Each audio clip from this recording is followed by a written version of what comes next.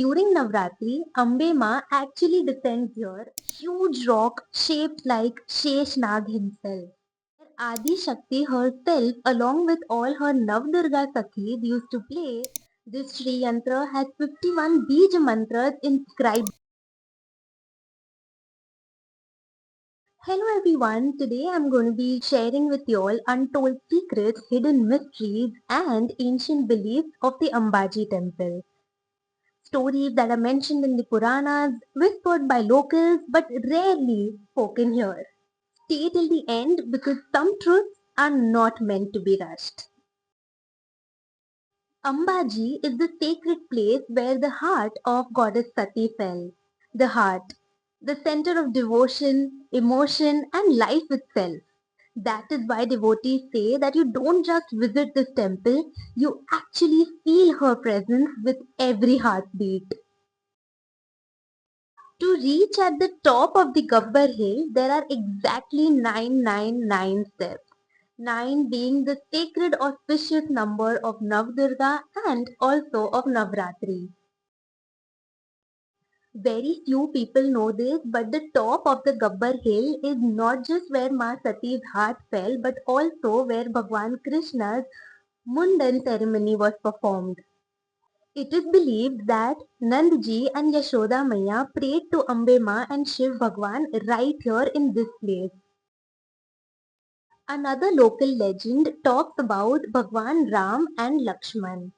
When they were on their way to Lanka, they halted here at Ambaji, where a sage asked them to perform Shakti Puja of Ambe Ma.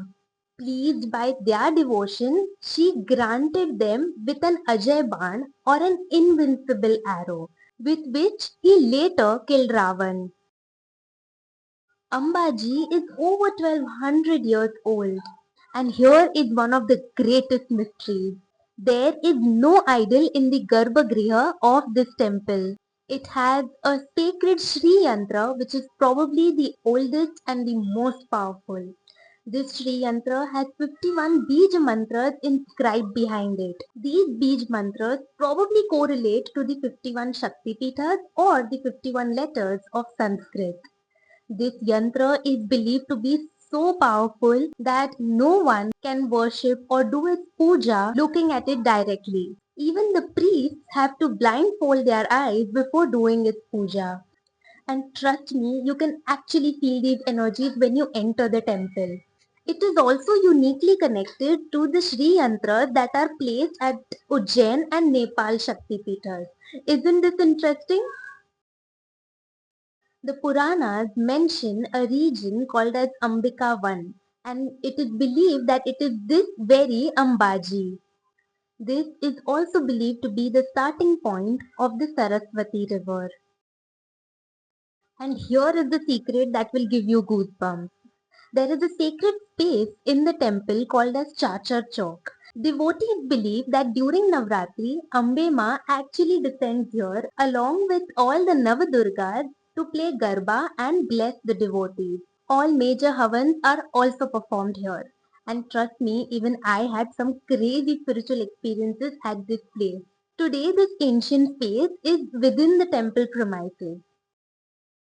Most people use the cable car to reach the top of the Gabbar, but trust me, the real spiritual journey lies in climbing the stairs. Because there are so many small temples on the way that are very significant. The first is the Hanuman Mandir.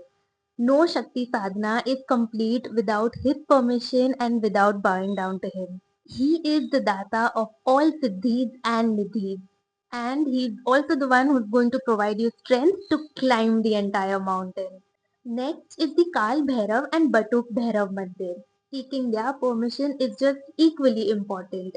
They are the ones who are going to protect and guard you, both spiritually and physically. Next on the path is a very ancient Navadurga Mandir.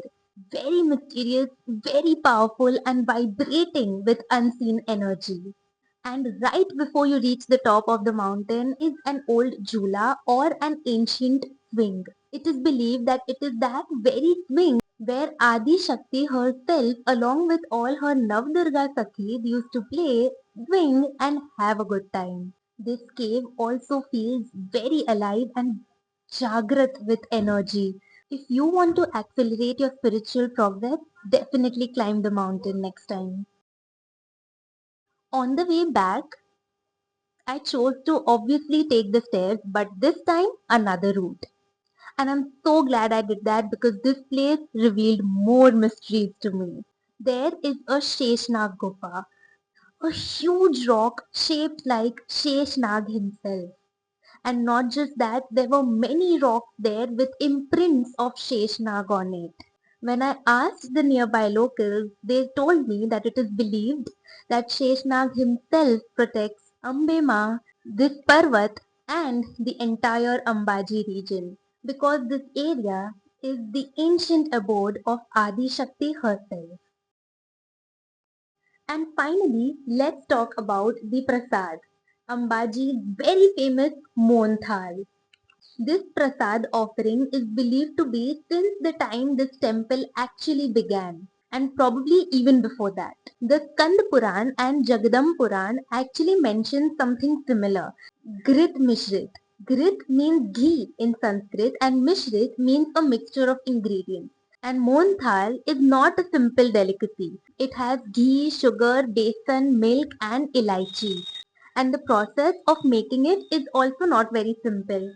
But even today, the traditional method that has been passed down through generations is followed in making this prasad. It is offered as the Raj Bhog. The more you stay here, the more mysteries are revealed to you. Ambaji is not about seeing the goddess. It is about feeling her presence with closed eyes and an open heart. If she has ever touched your life, comment Jai Ambe below and share this with someone who believes in Shakti. And don't forget to like this video. Jai Ambe.